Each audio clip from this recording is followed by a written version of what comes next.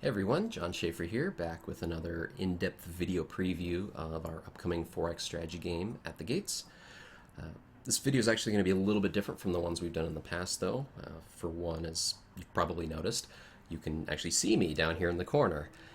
Decided to go ahead and make that addition because at least you'll have something to look at when I'm talking and nothing's happening on the screen. But the bigger difference is going to be that this video is going to focus specifically on the interface instead of just playing the game and seeing what happens.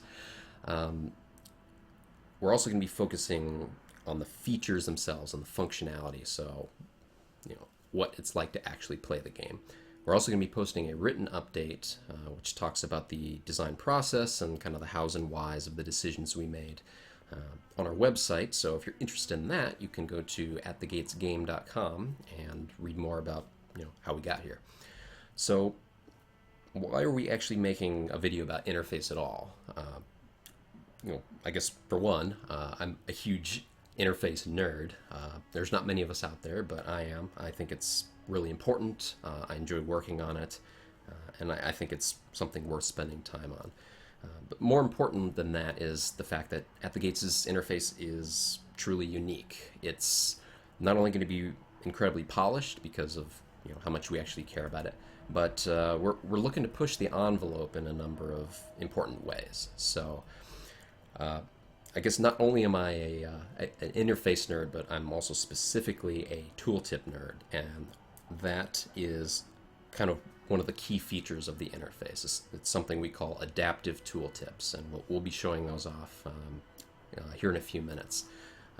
But they're really, really cool, and I think it's going to be something that a lot of people know the game for. So when they hear At the Gates, they're going to think of these tooltips. So maybe that's just my my bias towards interface. But if you guys stick around and watch, I think you'll see why I say that.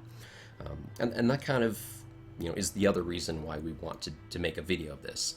You can describe how an interface works, but until you actually see it in action, it's hard to get a feel for what that means. So I could go on about how amazing tooltips are, but that's not going to sound that interesting until you actually see them or get a chance to play even better, and you're like, wow, this is this is a big deal. I guess without further ado, we could probably go ahead and start showing off the game here. We'll go ahead and start by just talking about the most obvious changes to the art style, the look and feel, and then we'll kind of get into the tooltip stuff. Okay, so this is our starting situation here. I just fired up a random game. The first thing you'll notice is that we've kind of shifted over from an art style which focused a lot on stonework. We had light marble panels and darker, more rough stone panels. But we've switched over to something that's more like dark wood and something that incorporates the watercolor style that we use in the world. Additionally, it's a style that's just kind of cleaner and softer, so there's a lot more rounded corners, like you can see on the buttons here. In the old system, everything was just 90-degree angles everywhere. Additionally, we're also using cleaner fonts, so it's a little bit hard to see here because there's just not a lot of text on the screen, I guess, but I guess I can bring up a tooltip or something here. We were using, previously, we just had a more what's called skeuomorphic style, both for the fonts and the interface generally. And that's a term that kind of describes when you're trying to match reality or make something feel like it's real. So a good example might be on an iPhone or something, like there's a notes program and it has like a little ring binder on the edge and like lines, and it's yellow colored, like an actual notepad would be. But that's actually kind of dated now for games. So if you see a game that's really, really heavily skeuomorphic in the interface, then it tends to be something back from the 90s or around that era. It can be pulled off, but it's harder. So we decided to opt for a more modern style, one that's not quite as maybe distracting, since a lot of people weren't a huge fan of the fonts, and I can see why. So one of the other changes that we've made is to the layout of the screen. The big one being that we moved the resource panel here, that's now in the upper left corner from where it was on the right side, and then we swapped the position of that with the notifications. So we had a few notifications pop up here. They used to appear up in the corner, but now they're next to what is the action end turn button. And you know, it kind of makes more sense there because a lot of the notifications are what we call blocking notifications, where they prevent you from ending the turn until you address them in some way. And so having them be next to that button kind of makes sense. So just trying to make things a little bit more logical, putting a little bit more time into it. Additionally, you can kind of see, the buttons come off the edge of the screen here instead of just floating. Well, I guess a couple are still floating, but everything is kind of anchored to the edge of the screen. So it's just a little aesthetic difference. Something else that you might notice if you've watched the earlier videos is that our paper fog of war here has a new look to it. So the main issue that we had with the previous one is that it just looked, well, like watercolor paper, which is modern. So if you looked at it and you're like, okay, well, it has a watercolor style, but it uses paper that wasn't invented until 100 years ago or whatever. So it was kind of weird, and it was also a bit repetitive and didn't have a lot going on. So this new one kind of looks more like parchment, evokes a different mood. It fits the theme better. So yeah, I like it. So something else that we've kind of worked on is our use of color. So one thing you'll notice is that every button in the game has this gold color to it, and that's something that I think is really important because, well, you want to be able to know what you can click on and what you can't. And a lot of games, especially ones that are a little bit more skeuomorphic or do kind of have a lot more frills, it's a little bit hard to tell. So definitely wanted to make that clear. Additionally, we also make use of color in other ways. So one example might be, let's see, so in the professions screen here, in the past it was just stone for all these buttons, but now we're actually incorporating the color of the discipline into the button itself. So you can see agriculture, all the buttons are green here, livestock, everything is yellow, metalworking, everything is blue. So it's, again, not a huge change, but it's something. Additionally, you can see these little icon panels here. The colors of the panels themselves indicate what function they have. So green means it produces this thing, yellow or orange means it consumes this, red means it costs this to build it up front. The teal is kind of similar to the green, so it's kind of like green, but it actually just boosts somebody else's production. So all these colors mean something, and as you get more familiar with the game, as you're learning especially, those colors can be really helpful. Just kind of figure out, okay, well, all right, this this button has an icon on a blue panel. I mean, blue means special, so this thing can do something special. So you can immediately make that connection. But the most important, I guess, color change, and this kind of ties into what we'll be talking about next, which is the tooltips, is usage of color in text. So if we bring back up the little score thing here, let's see. So the names of concepts, you can see, have a little highlight behind them, and that indicates that it's a concept, something special. Additionally, you can see, like the gather here, the names of objects, like professions and terrain types and resources and deposits and whatnot, structures. Those are in orange, so you can kind of identify those very quickly. But there's a reason why these things have different colors aside from just making them stand out, and that's because they are very closely tied to the tooltip system. So we go ahead and finally get into that, which is my favorite part. So tooltips. The problem with traditional tooltips, as you would find in most games, is that they can't properly serve both new players and veteran players. Either way, you're kind of shortchanging somebody. If you make them really long and thorough, then new players will find them incredibly intimidating. So this was kind of an issue that we had with the tooltips in the past. If you moused over one of the resources, it was just something that went on and on and on. Actually, this is kind of a good example over here. This is kind of a tooltip that hasn't yet been converted over to the new system. So this is especially an issue in a lot of strategy games where you're just trying to figure out what's going on, and then there's these gigantic, complex tooltips, and you're just like, I just want to know why I should care about this thing. But at the other end, once you do know how to play, if the tooltips are too short, or if there's information hidden or not conveniently placed, then that's not good either. And a lot of times, for example, like if I mouse over food here again, in the tooltip, this is kind of a basic description. Like, this is what food is for. If you don't have food, you'll starve. Well, once you've played 20 games, you know that, and you don't need to be told that. And mousing over food, if you just want to see how much you have, this kind of basic description just gets in the way. So what do? How do you fix that? Well, the key is to adapt to what the players are doing. And instead of just saying, all right, this is the tooltip, deal with it, you give them the ability to kind of make their own in a way. So this is kind of where the idea of having them be adaptive tooltips. They adapt to the player. So there's kind of two big components to the tooltip system. The first kind of big innovation, the one I think that will be talked about the most, is our tooltips are, I guess, what you could call networked. They are, let's see, what would be a good analogy?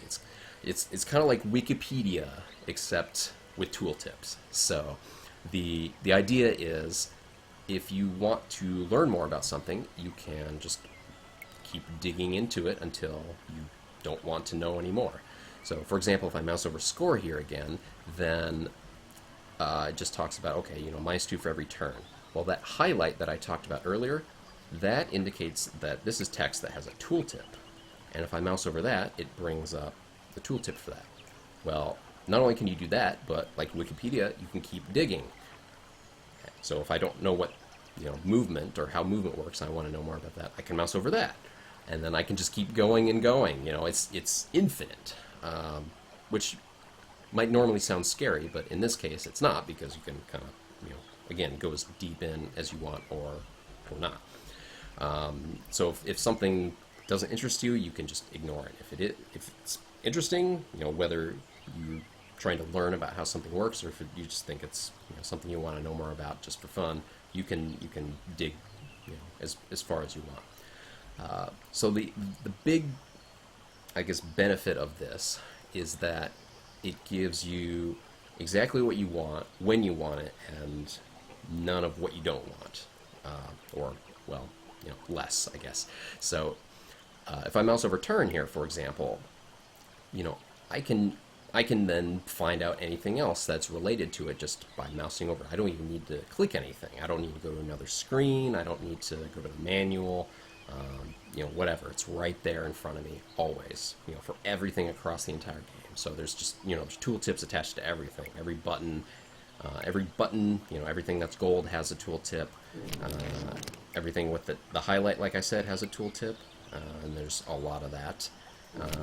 Let's see if we can find, pretty much everything, like I said, has a tooltip. Some of the things don't have indications yet, like this little portrait thing, but we'll get to that. We're not done yet. But even like out here in the parchment, in the paper fog, it's like, what is this thing? Oh, I can get a tooltip for that too. So you can get tooltips for stuff on the map as well. And for example, this guy says rumors of an unidentified animal. And you're like, well, what are rumors? Well, you can mouse over it and then read about what rumors are. So that is something I think is going to be really kind of game-changing, in part because it helps both kinds of players. It helps new players and it helps veterans. So veterans can dig into things and find detailed information. So if I have a little, field of wheat here, I can mouse over that, and I can mouse over field of wheat, and then I can mouse over can be harvested here, and then see exactly what gets produced by whom. So if I want to produce wheat, I can just mouse over it and then figure out how much I'll get from whom. But the benefit of this system is going to be most obviously felt by new players that are just learning. Because when you're just trying to figure out how everything fits together, it's just incredibly difficult to kind of say, all right, well, wheat, what is wheat good for? You know, in most games, you maybe you could click on it and it says, you know, wheat is a source of food. And you're like, all right, well, you know, okay, thanks. I figured that. But, you know, in this system, you can kind of figure out, okay, well, field of wheat, you can get more information from it right there. And then if you want to know, okay, well, I can do a wheat farm or a reaper. All right, well, wheat farm, how do I build that? Oh, okay, that's how I build that. What does it cost? Oh, it costs timber? How do I get timber? What does timber do? Oh, I can get it with a logging camp with a logger. How do I get loggers? You know? So it's something where you can kind of see how everything is connected without, you know, having to kind of get frustrated about the process of just, you know, connecting all the dots. So it's really good for new players, also because it just allows us to condense things and consolidate things and not overwhelm them. So if I really wanted to, you know, like this old tooltip that hasn't been converted yet, this isn't very nice to look at, in part because the lines and stuff don't fit, but, you know, we'll ignore that. But more importantly, just because it's a big, long thing of, you know, it's not terribly well organized, it's just, you know, it's kind of intimidating. But if I mouse over, you know, something like the food, which has been converted over, or, you know, one of these other ones that maybe is not quite as complex, like treasure, if we mouse over that, then it will tell us, you know, the basic description of it, and then if we want to know more, we can always mouse over something else. So the thing that's also nice about links, that's kind of tied in with this, is that they allow us to basically, well, they can stand in for a lot of other ways of learning the game. So in-game help, you know, like in, you know, you might have an in-game encyclopedia or something. You know, obviously games have, well, I don't know if many games have manuals anymore, but they used to. You can learn from wikis, tutorials. You know, all these things are, you know, have their advantages and disadvantages. But this system, the networked adaptive tooltips, has the potential to replace some or even all of those for a lot of players. And even for players that don't mind, you know, looking things up in a manual or going to a wiki and, you know, don't have any problem with that, it's not good to encourage players to leave the game because it kind of breaks the game flow. You want to keep people in the mindset of, all right, well, I'm, you know, Alaric of the Goths, and I'm running around and burning stuff down. And as soon as you minimize your window to go to, you know, the At the Gates Wikia or whatever, then suddenly you're not really Alaric anymore.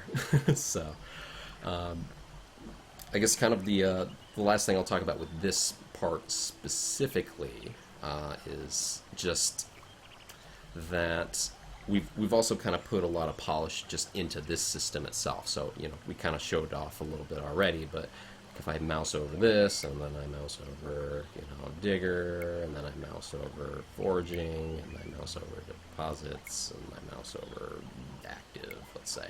So the tooltips behind the ones that are near the top get dimmed out so that it kind of is easier to tell, all right, well, what's on top? Because we didn't have that before, and it was just kind of some big mess, and I said, well, we can do something about this.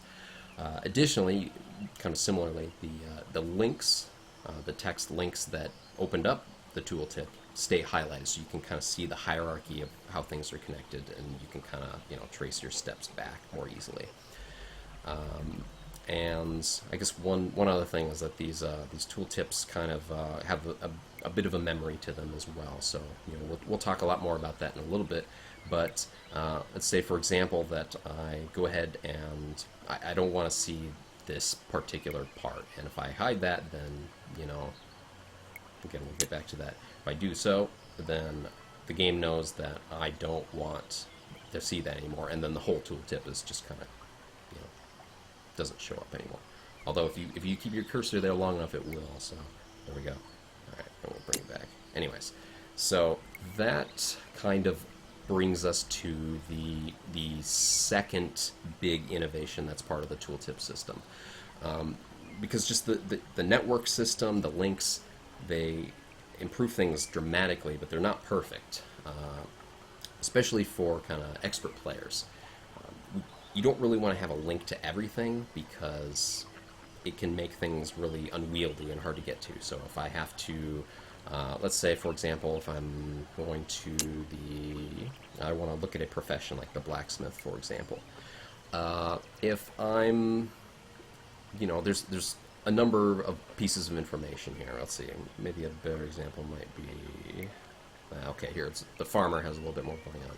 So the farmer has things like it can construct structures, and it has abilities, and it has stats, and it costs resources, and I can't learn it right now, and this is why.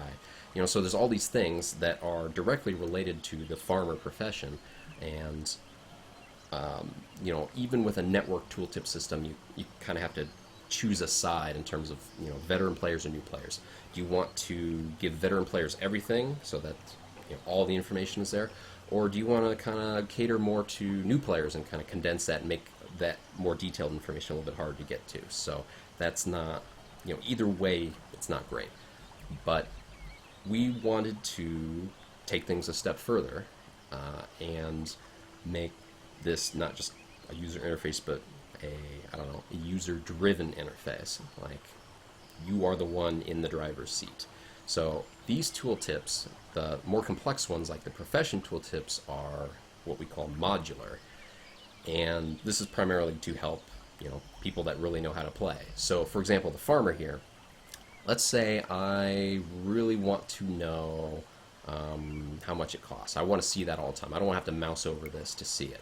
Well, these little buttons here indicate that this is a panel that can be opened or closed. So if I click on cost and resources produced, it opens up this panel, and now this is just visible. So if I mouse off and then come back, there it is. I can also do the same for stats or abilities or structures, everything. If let's say I know exactly what a farmer does, or I know roughly what a farmer does, I kind of want to see the detailed stuff. I don't need the basic description anymore. Well, I can hide that, collapse that down just like the other panels. Well, I also have the option to just make it go away completely. If I hit the X here, then it turns into this little gold bar, and if I mouse off of that and then back on, you'll see that the gold bar doesn't even show up. It will come back if I mouse over the tooltip itself, and if I click on that, like everything that's gold, it will, it's clickable, and it will come back and pop into existence again. So, you can really customize exactly what you want to see and what you don't want to see. So, for example, if I know all the abilities, let's say, I want to know what structures they can build because I want to be able to mouse over them easily and then kind of see what they do. I want to see the stats, and then we'll get rid of that. And hey, maybe we don't like the picture either. We can get rid of that. So, all right. So if we bring this back up, now you can see it's kind of consolidated here. It looks completely different from when we first started the game, and this is also something that is remembered across the game. So not just for farmers, but if I look at beekeepers, for example, then the same is true over here. So the basic description is hidden, that's what this bar is, and the resources are visible by default right here. We also kind of split that up by category. So for example, if there's like a structure, let's say, if I go back to the farmers here, mouse over wheat farm, and that brings up the tooltip for that. You can see the basic description is still visible here, but if I then X that out, then the basic description for all structures will then be hidden, as you can see, and we can bring it back. So the idea is to make the tooltips specifically inviting initially so that they're not overwhelming, but then, oop, that's a bug. I guess what you might call extensible, so it can expand and grow and evolve as the user learns the game. So it's always a perfect fit, because even if you kind of give tools for new players and tools for veterans. New players become veterans over time, so you want to make sure that your interface is adapting to them as they go. And you want to make sure everything is kind of right there, again, at your fingertips. So not, it's kind of the same idea as with the links, with the networking. So if I want to open and close these panels, the buttons are all right here. They're always, just right next to my mouse. And that's important because if I have to like dig through a screen to manage this stuff, most people aren't going to do that. Some people will, but it's easier to just be like, I don't want to see description anymore. Get out of here. Adios. And that's a big difference from what most interfaces out there have provided. The other thing that's kind of nice about this system here, for these more complex things, I'll kind of reset us. Oop, that wasn't what I want to do. Take us back to kind of the way it was by default, which is like so. So this is kind of the default starting point for the profession tooltip. These collapsed panels, they have a title, and these are kind of like breadcrumbs, if you will, for new players. So we kind of dim them out a little bit so they don't, they don't stand out too much. We kind of want to emphasize the description, and then at the bottom here, the fact that you can't learn this. It's kind of important. Can I do it? What does it do? Can I do it? But these other things are here, and so when you're ready, once you do feel comfortable, you can kind of dig into them a little bit more. So it's, again, it kind of leads players through the UI and hints at what's available without just kind of dumping everything on top of them all at once. So the other thing, let's see, the other thing that's, what else can I talk about with these guys? I don't know, that might be it for tooltips. Hard to imagine, but in any case, that's something where, again, I think it's going to make a big difference for how people play the game. I think it's going to be something a lot of people talk about. I think it's going to make the game a lot better for people. I think it's something, if you can learn the game more quickly and more easily, then you're going to have more fun with it. You're going to stick with it longer. You're going to get into it more. It's going to help all across the board. And that's kind of tying things back to what I was talking about at the beginning of this video. Interface is important. It's something that unfortunately doesn't get as much attention as it really ought to, in part because a lot of it's tedious. Like setting up the system took, I don't know, a month and a half, something, some big investment of time, and it's just not a lot of fun for a lot of people. Fortunately, I was born with the sickness, like I said. I was born a nerd, so that kind of works to my advantage. But that's something that I think will hopefully play out in the game. So I'm excited to keep showing things off. So we have more to talk about, but I'm going to cut this video off and create a new one, a second part, so that we don't make it too long. So thanks for watching, and we'll be back in part 2. Thank you.